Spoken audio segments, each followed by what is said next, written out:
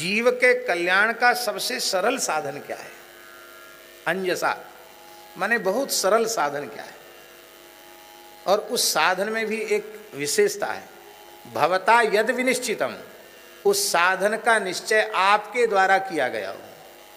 ऐसा जीव मात्र के कल्याण का सबसे सरल साधन क्या है?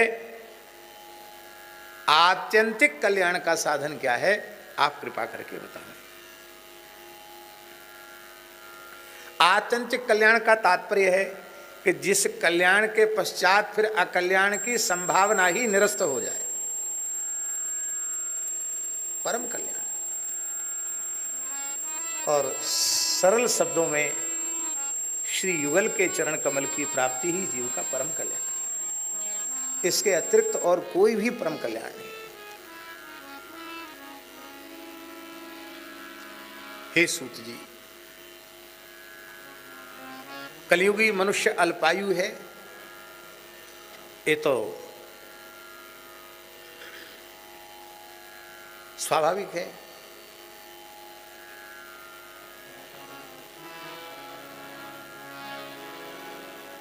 ब्रह्मचर्येण तपसा देवा मृत्युमुपागनत,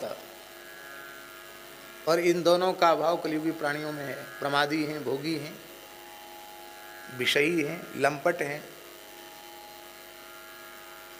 सुख चाह ही मूढ़ न धर्म रता, आयु उनकी क्षरण होती चली जा रही है। कलियुगी मनुष्य अल्पायु है, ये तो स्वाभाविक बात है, सभी अल्पायु है।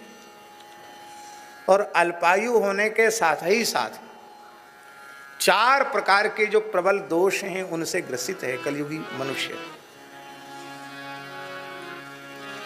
उन 4 प्रबल दोषों में सबसे पहला दोष है मंदा सुमंद मतयो मंद भाग्यायुपद्रुता। पहला दोष है मंदाह। मंदाह का अर्थ है अलसाह, आलसी, प्रमादी। आचार्य जी, भोजन में, प्रपंच में, शयन में बिल्कुल प्रमाद नहीं, पर सेवा में, सत्संग में, भजन साधन में घोर प्रमाद है। और बहाने, आज ऐसा हो गया, आज ऐसा हो गया, ऐसा हो गया।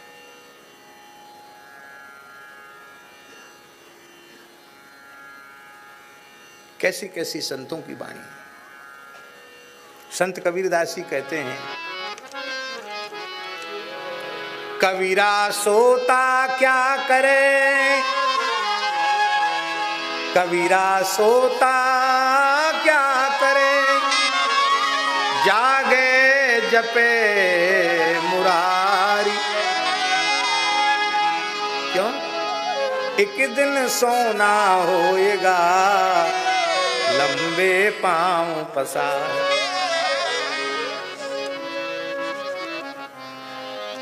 पर संसार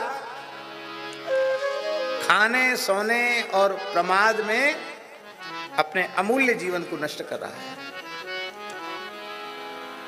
सुखिया सब संसार है, खावे और सोवे, दुखिया दास कबीर है, जागे और रोवे। क्योंकि अंखड़ियां झाई पड़ी, पंथ निहार निहार, जीवनिया छाला पड़ा, राम पुकार पुकार। और हम लोग इतने आलसी प्रमादी हैं कि मुर्दे के जैसे पूरी रात पड़े रहने पर भी सवेरे समय से उठते नहीं हैं। और ये और कहते हैं, अरे आज तो सवेरा बहुत जल्दी हो गया। ले साहब, सवेरा जल्दी हुआ, सवेरे के समय पर सवेरा हुआ, रात के समय पर रात हुई, उसमें तो कुछ समय तो घटा बढ़ा नहीं। पर हम इतने आलसी हो गए हैं कि पूरी रात पड़े रहने पर भी हमारी निद्रा पूरी नहीं हुई। ये सबसे पहला दोष है परमार्थ का बाधक प्रमाद। मंदा, उसका अर्थ टीकाकारों ने किया है अलसाह, आलसी। महाभारत में तो गुरुजी एक ऐसा ऋषि है सनत सुजात, वो कहते तस्मान प्रमादो वही मृत्यु महम ब्रवीमि। महर्षि सनत सुजात कह रहे हैं मृत्यु है ही नहीं, मृत्यु का अस्तित्व नहीं है, मृत्यु नहीं है। जीवात्मा चेतन है, ईश्वर अंश जीव अविनाशी चेतन अमल सहज सुखराशि। उस सनातन चेतन की तो मृत्यु संभव है नहीं, क्योंकि फिर सनातन शब्द ही निरर्थक हो जाएगा। और देह की मृत्यु, हाँ ऐसा कह लो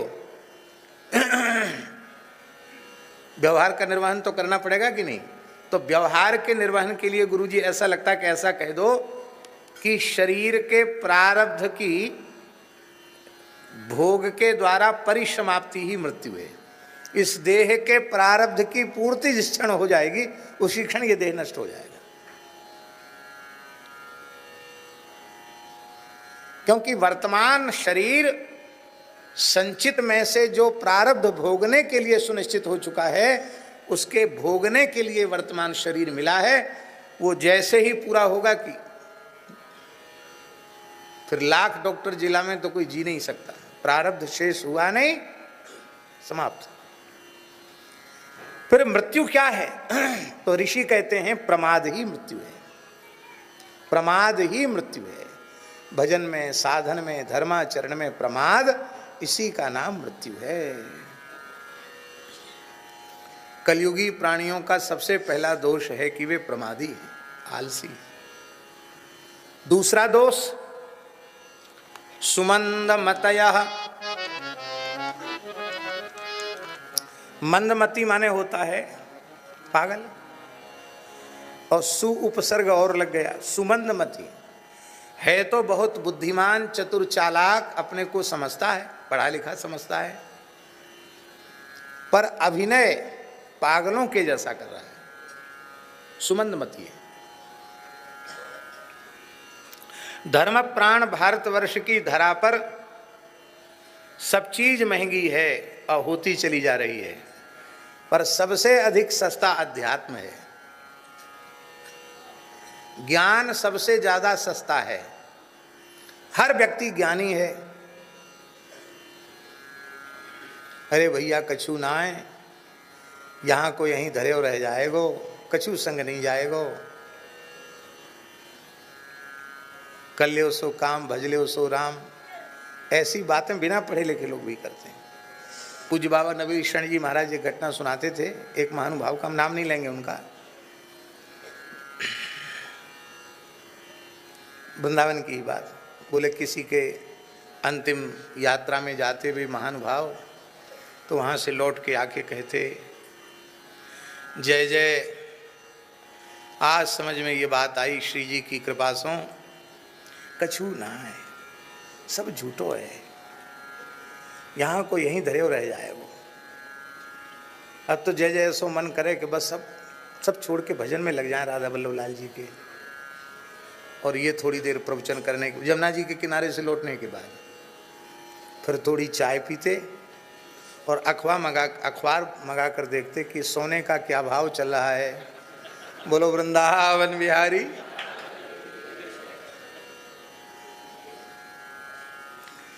ये है सुमंदमती।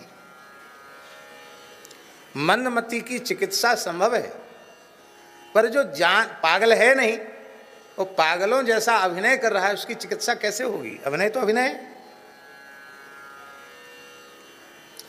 हमें व्यास वाल्मीकि प्रभृति महान ऋषियों की वाणियाँ, उनके वचन, उनके वाक्य, महान ज्ञान वैराग्य संपन्न रसिकों की, संतों की वाणियाँ हमें कंठस्थ हैं, उनके अंश हमें, उनके वाक्य हमें कंठस्थ हैं, लेकिन उन्हें हम अपने व्यवहार में नहीं लेते हैं।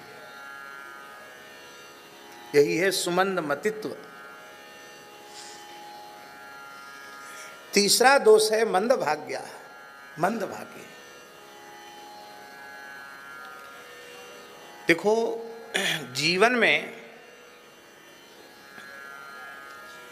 महत् पुरुषों की सन्निधि, भगवत प्राप्त पुरुषों की सन्निधि न तो अपने पुरुषार्थ से प्राप्त होती है, न अपने पुण्य से प्राप्त होती है, वह केवल और केवल भगवान की अहेतु की कृपा करुणा से प्राप्त होती है। दास को तो ऐसा अनुभव होता है कि अनंत काल से पड़े हुए अविद्या माया के संस्कृति के प्रवाह में पड़े हुए इस आत्मांशभूत जीव की दुर्दशा देखकर अकारण करुणा करने वाले करुणा वरुणालय भगवान द्रवित हो जाते हैं और वे सत्य संकल्प भगवान संकल्प करते हैं कि अब इस जीव का कल्याण होना चाहिए। तब उस जीव को किसी महत् पुरुष का चरणाश्रय प्राप्त होता है, भगवत भक्त का आश्रय प्राप्त होता है। महाराज जी, निष्काम भक्त को कुछ नहीं मांगना चाहिए, भोग तो नहीं ही मांगने चाहिए, मोक्ष भी नहीं मांगना चाहिए।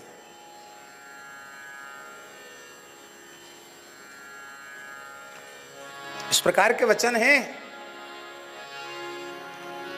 भगवान स्वयं कह रहे हैं, सालोक्य सार्ष्टि सामीप्य सारूप्यैकत्वमप्युत दीयमानं न गृह्णन्ति विना मत्सेवनं जना।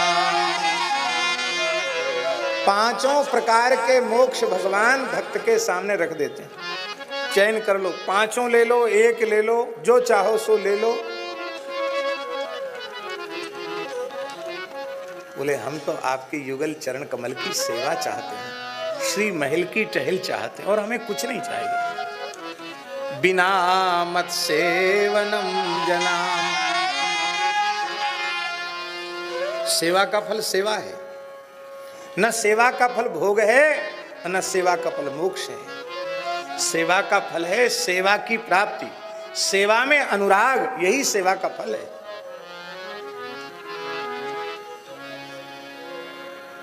और इस प्रकार की सेवा से ही निष्काम सहज रति प्रकट होती है।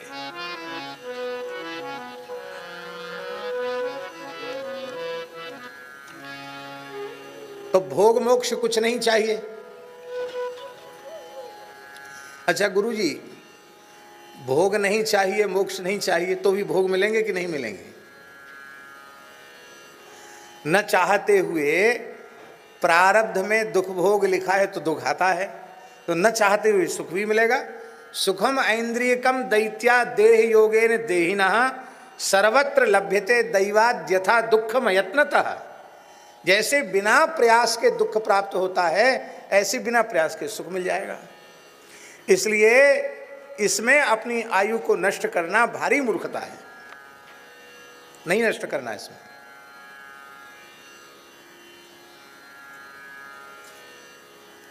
और विमुख प्राणी को भी मिलेंगे और सन्मुख को भी मिलेंगे। विमुख को भोग बनकर मिलेंगे, बंधनकारक होंगे। और जो भगवत शरणागत जीव है उसको आचार्य जी भोग रूप में नहीं मिलेंगे, उसको प्रसाद रूप में मिलेंगे। क्योंकि भोग तो हमारे श्री राधा वल्लभ लाल जी आरोगते हैं, प्रसाद हम लोग पाते हैं। त्वयोपभुक्त सृगंध वासो लंकार चर्चिता उच्छिष्ट भोजिनो दासास्तव मायाम जये मही। उद्धव जी का वचन है। हमें आपकी माया से भय नहीं है। त्वयोपभुक्त सृग, आपकी प्रसादी माला, आपका प्रसादी चंदन है, आपके प्रसादी वस्त्र, आपके प्रसादी अलंकार, आपका अधरामृत प्रसाद, आपका चरणामृत प्रसाद, इसको लेकर हम दासों ने आपकी प्रचंड माया को जीत लिया है।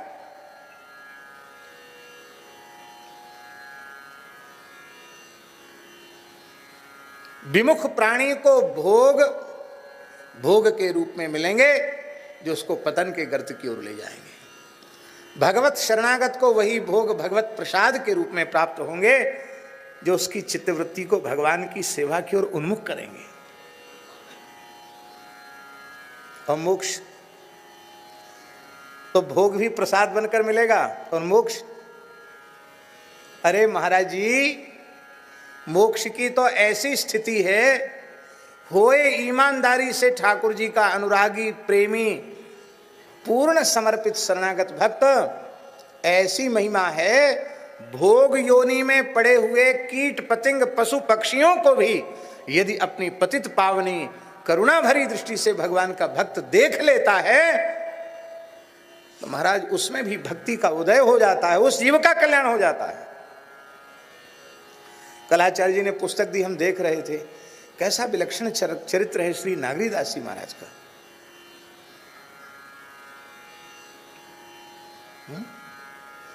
मधुकरी मांगने जाते बरसाने में तो सिंह उनके पीछे पीछे चलता है।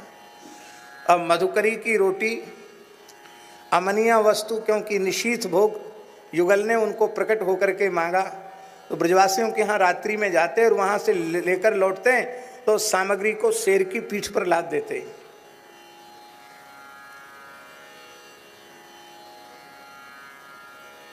कैसी अद्भुत बात है, कैसी विलक्षण बात है।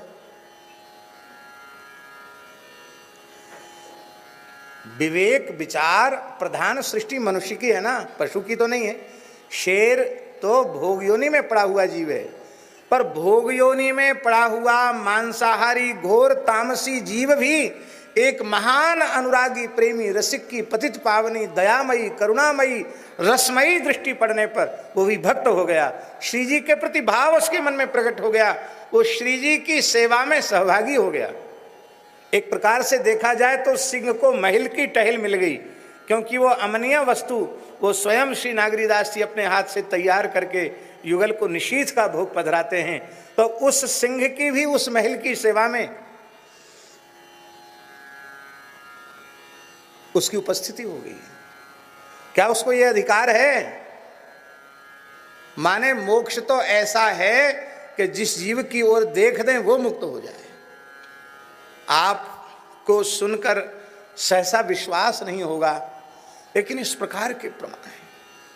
पापी से पापी मनुष्य उसके मृत्यु के क्षण में भगवान के किसी एक भक्त की उपस्थिति हो जाए, वो भगवान का विशुद्ध भक्त, और उसकी दृष्टि पड़ जाए तो संपूर्ण पापों से विमुक्त होकर वो भगवत धाम की प्राप्ति का अधिकारी बन जाए। इससे आगे सुनिए, मृत शरीर जा रहा था और श्री नागरीदास जी जैसे किसी प्रेमी संत की दृष्टि मृत देह पर पड़ जाए, वो भी संपूर्ण शुभाशुभ से मुक्त होकर श्री ठाकुर जी की सन्निधि की प्राप्ति का अधिकारी हो जाएगा। इससे आगे की बात, चिता जल रही है, पापात्मा की है कि पुण्यात्मा की है कोई निश्चय नहीं है, पर जलती हुई चिता पर किसी प्रेमी संत की दृष्टि पड़ गई तो भी उस जीव की सद्गति हो जाएगी। हमारे श्री गौरदास जी विराजमान हैं, कमधुज के कपिचारु चिता पर काष्ठ जुलियाए, जयमल के जुधिमाह अश्व चढ़ आपुन धाये। नाभाजी महाराज ने वर्णन किया है, कमधुज नाम के भक्त की चिता के धुआं के लगने से जंगल के जितने प्रेत थे सब मुक्त हो गए, और एक प्रेत कहीं घूमने फिरने चला गया था। वही भी लोग घूमने फिरने चले जाते हैं। वो आया, उसने देखा हमारे कुटुंब खानदान का कोई नहीं है, रोने लग गया। एक महात्मा थे, पूछा महाराज कहाँ गए हमारे कुटुंब खानदान के इष्ट मित्र, हमारे कहाँ गए? बोले वो तो सब भगवत धाम गए। कैसे चले गए? बोले महान नाम जापक संत कमधुज जी का संस्कार हनुमान जी ने किया था और उनकी चिता का धुआं लगा, सब मुक्त हो गए। वो माथा कूटने लग गया कि हाय हाय, हमको 1000 वर्ष तक इसी योनि में पड़े रहना पड़ेगा, मैं तो चूक गया अवसर से, बहुत रोया। बोले महाराज मेरा कल्याण कैसे करो? लगभग 1 वर्ष हो गया था। 1 वर्ष में क्या चिता का चिन्ह रहता है क्या? बोलो आप। पर वो स्थल निश्चित था कि यहाँ उनका संस्कार हुआ था कमधुज जी का, उस स्थल में कुछ जंगल के कंडा लकड़ी इकट्ठे करके धुआं कर दिया गया और कहा कि एक भक्त की महिमा से जिस स्थल पर उनका संस्कार हुआ था उस स्थल का धुआं लगने से ये प्रेत मुक्त हो जाए। वो प्रेत मुक्त होकर भगवत धाम चला गया। आपको संदेह हो सकता है, हमें अणु से अणु के बराबर भी संदेह नहीं है संत महिमा में।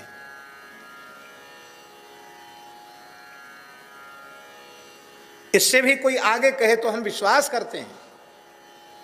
ऐसी ही है संत महिमा। विधि हरिहर कवि को विद्वानी, कहत साधु महिमा सकुचानी।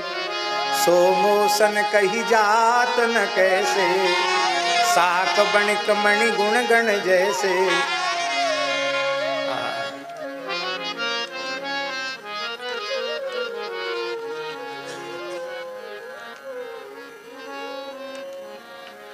भोग प्रसाद रूप में मिलेंगे और मोक्ष तो ऐसी वस्तु है कि श्री विल्व मंगल जी कह रहे हैं कृष्ण करणामृत में, हस्तन्यस्त नताप वर्ग मकिलोदारम किशोराकृति। श्री कृष्ण की शरणागति की महिमा कैसी है कि इनकी शरण में जो आता है उसकी हथेली पर मोक्ष रख दे। हस्तन्यस्त नताप वर्ग, प्रणाम किया नहीं, शरण ली नहीं कि उसकी हथेली पे मोक्ष रख देते हैं। माने तू जितनों को चाहे उतने को बांट दे इसमें से। तो भक्त न भोग चाहता है न मोक्ष चाहता है, बिना चाहे भोग प्रसाद के रूप में मिल जाते हैं और बिना चाहे मोक्ष भी मिल जाता। भगवान का भक्त संस्कृति के चक्कर में थोड़ी पड़ेगा, वो तो जीवन मुक्त होता है। इसलिए न भोग की इच्छा रखनी चाहिए न मोक्ष की। तब क्या रखना चाहिए? निष्काम भक्तों को भी एक इच्छा रखनी चाहिए, हे नाथ, हे मेरे नाथ, हे करुणामय, ऐसी कृपा करें कि आपके प्राण प्यारे प्रेमी अनुरागी रसिक भक्तों का संग जीवन की अंतिम श्वास तक हमें मिलता है। संगस्ते स्वथते प्रार्थ्या, संग दोष हराहिते। भूले भटके दो चार माला भी बन जाए, एक नाम भी बन जाए और उसके बदले ठाकुर जी प्रसन्न होकर कहें भैया हम कछु तो देनो चाहें, तो हाथ जोड़ के कह दे आप अपने प्राण प्यारे भक्तों का संग दीजिए, रसिकों का संग दीजिए। भगवान के अनुग्रह से ही महापुरुषों की सन्निधि प्राप्त होती है। संत विशुद्ध मिलहि परते ही, संत विशुद्ध मिलहि परते ही, चितवहि राम कृपा कर दे। चितवहि राम कृपा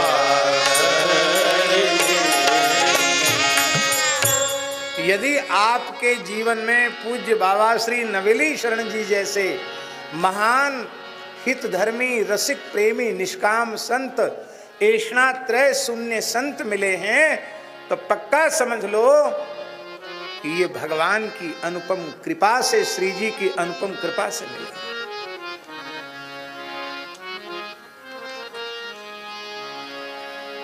और महाराज जी अन्यथा मन न समझें, ऐसे संतों की सन्निधि भगवत कृपा से हम सबको मिली है, किसी न किसी रूप में मिली है। पर ईमानदारी से अपना आत्मनिरीक्षण करें। जैसा कि दूसरों के गुण दोष का विचार करते हैं ऐसा ही अपने आप पर विचार करें। तो ईमानदारी से यह बात समझ में आएगी कि भगवान की इस अपार कृपा करुणा का भी तिरस्कार हमने कर दिया, क्योंकि पूज्य गुरुदेव भक्तमाली जी जैसे संत, पूज्य रसिक पद रेणु श्री स्वामी हितदास जी जैसे संत, पूज्य श्री बाबा जैसे संत पूज्य श्री पंडित जी महाराज जैसे संत, ऐसे महान संत हम लोगों के जीवन में मिले, और उन संतों की सन्निधि प्राप्त करने के बाद भी हम अपने मन को शरीर संसार से हटा नहीं पाए, श्री जी के चरणों में लगा नहीं पाए। हम तो वही कहावत हो गई, ढाक के तीन पात, जैसे पहले थे वैसे ही रह गए। संतों की सन्निधि का जो लाभ हमें मिलना चाहिए था वो हम नहीं ले पाए। ये है तीसरा दोष, मंद भाग्या।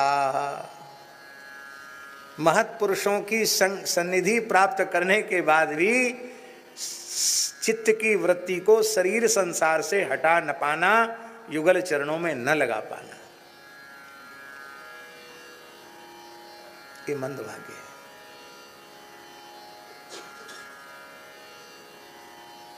हम नाम गिनावें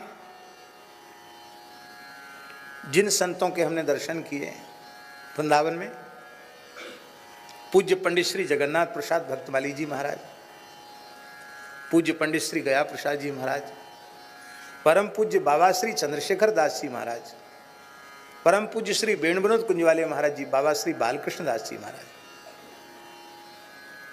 पूज्य गुरुदेव श्री भक्तमाली जी महाराज, पूज्य भक्तमाली श्री मामा जी महाराज, अयोध्या में पूज्य श्रीमद स्वामी रामहर्षण दास जी महाराज, ऐसे ऐसे कितने महान संत जिनके बारे में हम विश्वास रखते हैं कि भगवत प्राप्त महापुरुष थे, उन संतों की सन्निधि हम लोगों को मिली। और आत्मनिरीक्षण करें, हमने क्या प्राप्त किया है। खुलकर कहें तो इनका नाम ले लेकर हमने बढ़िया माला पहनी, बढ़िया पीतांबरी ओढ़ी, भेंट दक्षिणा प्राप्त की और सुंदर खीर मालपुआ उड़ाया। जो हमें मिलना चाहिए था वो चीज हमको नहीं मिल पाई, यह है मंद भाग्य। महत्पुरुषों की प्राप्ति होने के बाद भी उनकी प्राप्ति का जो परम लाभ है उससे वंचित रह जाना। और चौथा दोष है प्रपंची जीवन, प्रपंची स्वभाव।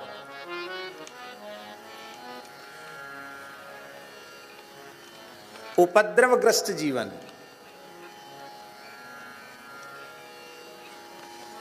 अब बहुत से लोगों को अभ्यास होता है कि वो बिना तम्बाकू खाए शौचालय में नहीं जाते हैं।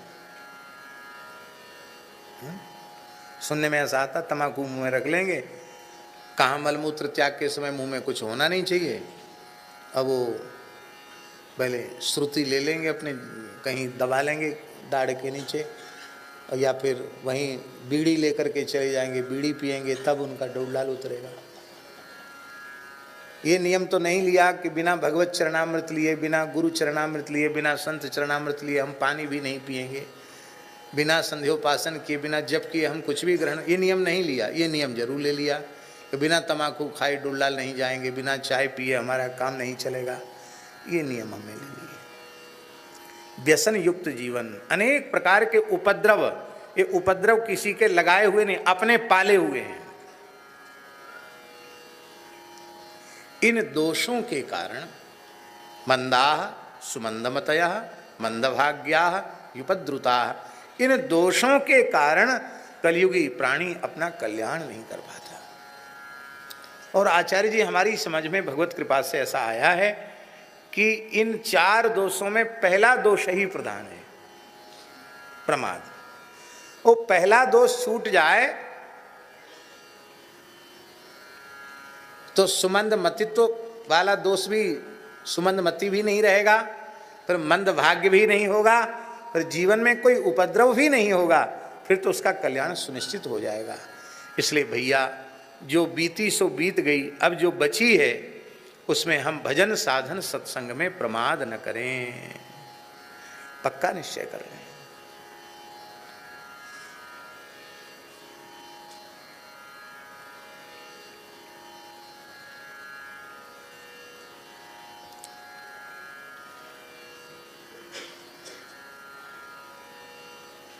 ऐसी भजन साधन में प्रवृत्ति तो है नहीं कि हम निरंतर भगवत चिंतन या भजन कर सकें, ऐसी प्रवृत्ति नहीं है, ऐसा अंतःकरण नहीं है। और हम अपने पाँव को लेके बैठे रह जाते और पूज्य बाबा के उत्सव में न उपस्थित होते, तो हम अपने ऊपर विचार करें, हमारा ये 7 दिन 8 दिन का समय कैसा जाता। जैसा दूसरा समय चला गया वैसा ये भी चला जाता। इसलिए हे नाथ, ऐसी कृपा करें कि शरीर के प्रारब्ध भोग, इनमें कोई किफ़ायत हो, इनमें कोई रियायत हो, ये तो हम बिल्कुल नहीं चाहते हैं। जो कुछ हो उनको बढ़िया से हिसाब किताब करके पूरा का पूरा, आपको चक्रवृद्धि ब्याज लगाना हो तो वो ब्याज सहित आप वसूल लें। बस आप कृपा करें ऐसी कि आपका विस्मरण न हो, आपकी सेवा न छूटे। बस ये भाव हम लोगों का बना रहना चाहिए।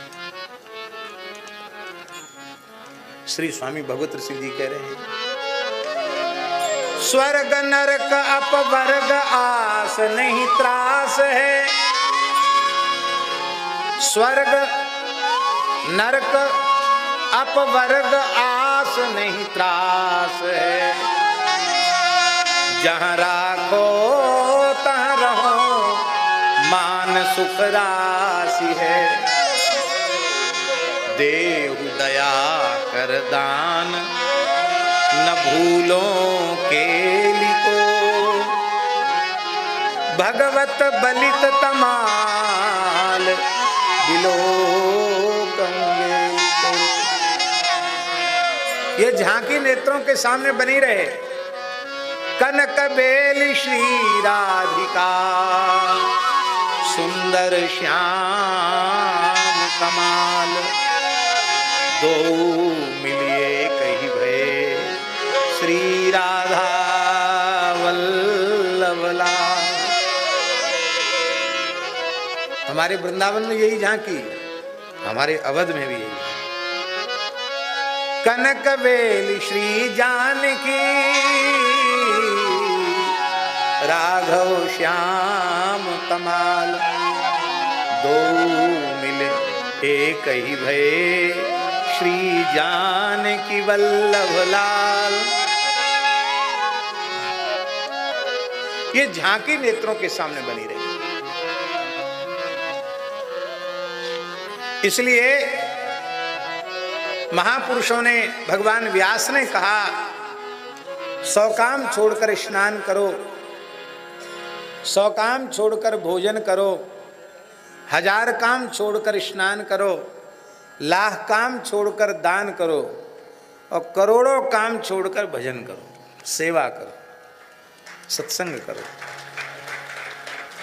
शतम विहाय भोक्तव्यम सहस्रम स्नानमाचरेत, लक्षम विहाय दातव्यम शरवम त्यक्त्वा अथवा कोटिम त्यक्त्वा हरिम भजेत।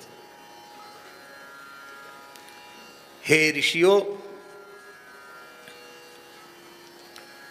अनेकों बात कहने और सुनने की हैं।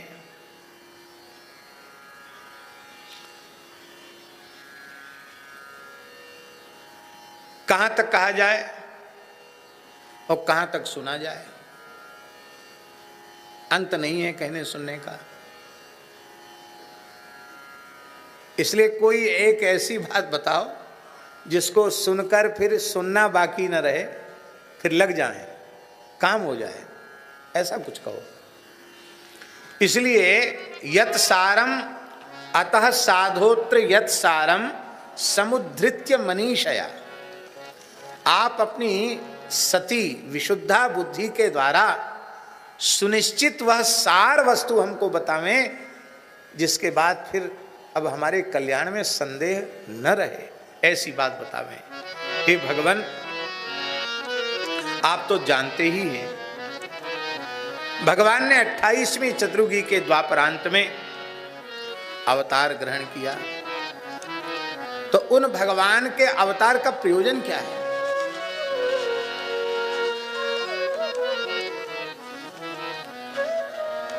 असुरों का संहार क्या भगवान के अवतार का प्रयोजन है? अरे जिनके संकल्प से महाप्रलय हो जाती है, अनंतानंत ब्रह्मांड नष्ट हो जाते हैं, उन भगवान को असुरों के नाश के लिए अवतार लेना पड़े, आवश्यक नहीं। जिनके संकल्प मात्र से सृजन और पालन हो जाता है, वो संकल्प करें तो धर्म स्थापन भी हो जाए।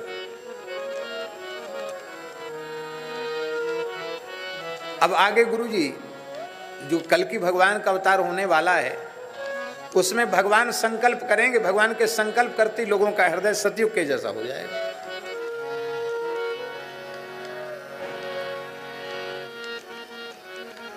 भगवान ने तारा को जो ज्ञान दिया गुरुजी, वो कैसे दिया? गीता तो नहीं सुनाई? दीन ज्ञान हरि माया, दीन ज्ञान हरि माया। संकल्प से ही तो किया काम, ज्ञान दे दिया, माया ले ली, तारा को ज्ञान हो गया। तो भगवान सब कुछ कर सकते हैं, फिर भगवान के अवतार का प्रयोजन क्या है? बड़ी प्यारी बात है और इसका बड़ा सुंदर उत्तर है। वो प्रश्न भी कर रहे हैं, शौनकादि ऋषि उत्तर भी दे रहे हैं। कहते भगवान हमको तो लगता है हम लोगों पर अनुग्रह करने के लिए ही भगवान ने अवतार लिया। क्यों? भगवान अवतार लेकर अपनी मधुर मधुर रसमयी लीलाएं न करते तो हम क्या कहते क्या सुनते? आप विचार करो, भगवान रामकृष्ण का अवतरण न होता, ऐसी मधुर मधुर लीलाएं न होती तो हम क्या कहते और क्या सुनते? हम लोगों का जीवन बिना कथा कीर्तन सत्संग के, बिना सेवा के हम लोगों का जीवन कैसा होता? इसके लिए ज्यादा विचार की आवश्यकता नहीं है। जो यत्किंचित भी सत्संग में, सेवा में, साधन में लगे हुए हैं, उनका जीवन देख लो, और जो इससे सर्वथा विमुख हैं उनका जीवन देख लो। महाराज जी वह पशु से भी गए बीते हैं। पशु तो भोग योनि में पड़े हुए बेचारे जीव हैं, उनको तो ज्ञान ही नहीं है। पर विवेक विचार संपन्न मनुष्य सत्संग से विमुख होकर के, धर्म से विमुख होकर, सदाचार से विमुख होकर, साधन से विमुख होकर, उसकी कैसी दुर्दशा है। धन कमाने की मशीन बना हुआ है आदमी, उसे मृत्यु की चिंता नहीं है। भगवान ने हमें मनुष्य क्यों बनाया, इस संबंध में विचार करने का अवकाश ही उसके जीवन में नहीं।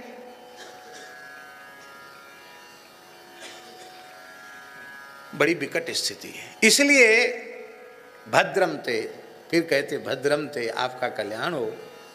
हे महात्मन, आप कृपा करके बतावें कि भगवान अवतरित हुए कौन सी लीलाएं करने के लिए। देवक्याम वसुदेवस्य जातो यस्य चिकीर्षया, देवक्याम वसुदेवस्य यस्य चिकीर्षया जातः, किस काम को कौन सी लीलाएं करने के लिए भगवान देवकी के यहाँ वसुदेव की जी के द्वारा प्रकट हुए। सरलार्थ तो यही है, पर श्री जीव गोस्वामी जी ने अपनी क्रम संदर्भ टीका में इसका बड़ा सुंदर अर्थ किया है। वे कहते हैं कि केवल यही अर्थ करेंगे तब ब्रजलीला तो गुप्त रह जाएगी। मथुरा लीला, द्वारका लीला का ही गायन फिर सूत जी करेंगे। मधुराति मधुर, साराति सार, जो ब्रज की रसमयी लीलाएं हैं उनसे तो फिर हम लोग वंचित रह जाएंगे। इसलिए जीव गोस्वामी जी कहते हैं इसका अर्थ यह करना पड़ेगा, देवक्याम यशोदायाम वसुदेवस्य नंदस्य गृहे जातस्य श्री कृष्णस्य अशेषान चरितान कथय। आप लोग कहेंगे यशोदा को देवकी कैसे कहेंगे? भाई ये वसुदेव पत्नी का नाम देवकी है और नंद पत्नी का नाम यशोदा है, तो उसमें प्रमाण देते हैं। यशोदा जी का भी वस्तुतः नाम देवकी ही है। हरिवंश में लिखा है यशोदा देवकी त्यपी। यशोदा जी के दो नाम हैं, यशोदा और देवकी। और इस बात को श्रीमद् भागवत के युगल गीत में भी कहा गया, देवकी जठर भूरुडु राजा। गोपियां कहती हैं कि देवकी जो यशोदा जी हैं उनकी जठर से प्रकट होने वाले श्याम सुंदर आप चंद्रमा हैं। तो गोपियां यशोदा जी का देवकी नाम ले रही है, प्रमाण है, भागवत जी में प्रमाण है। तो बोले भाई फिर देवकी नाम प्रसिद्ध क्यों नहीं हुआ? देखो हमारे यहां धर्मशास्त्र की मर्यादा है, इतने नाम कल्याणकामी पुरुष को नहीं लेने चाहिए। आत्म नाम, अपना नाम, बहुत से लोगों का अभ्यास होता है अपना नाम लेकर बात करने का, अपना नाम नहीं लेना चाहिए। तो कोई पूछे कि आपका क्या नाम है तो नहीं बताना चाहिए, बताना तो पड़ेगा कि नहीं। उस बताने की पद्धति, शास्त्रीय पद्धति तो यह है कि जैसे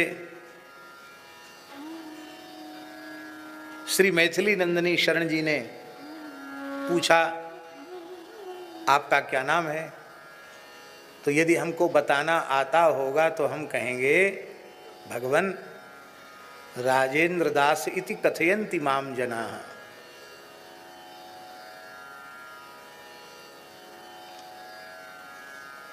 बात तो वही हुई, आपका क्या नाम है? बोले राजेंद्र दास इति कथयन्ति माम। लोग मुझे राजेंद्र दास कहते हैं, मैं नहीं कह रहा हूं, लोग कहते हैं। पूछने वाले को तो बोध हो गया ना कि ये नाम है इनका। ये शास्त्रीय पद्धति है बताने की, लोग मुझे इस नाम से, अथवा मेरे पिताजी मुझे इस नाम से पुकारते हैं। हमारे संतों में भी यही, कहो गुरु भाई क्या नाम है? बोले श्री गुरु महाराज का दिया हुआ, आप सब संतों का दिया हुआ छोटा सा दासानुदास अमुक दास। तो ये गुरुजी की बात बता रहे हैं, गुरुजी ने ये कहा कि तुम्हारा अमुक दास नाम है, मैं नहीं बोल रहा हूं। आत्म नाम, अपना नाम नहीं लेना, गुरोर नाम, गुरुजनों का नाम नहीं लेना।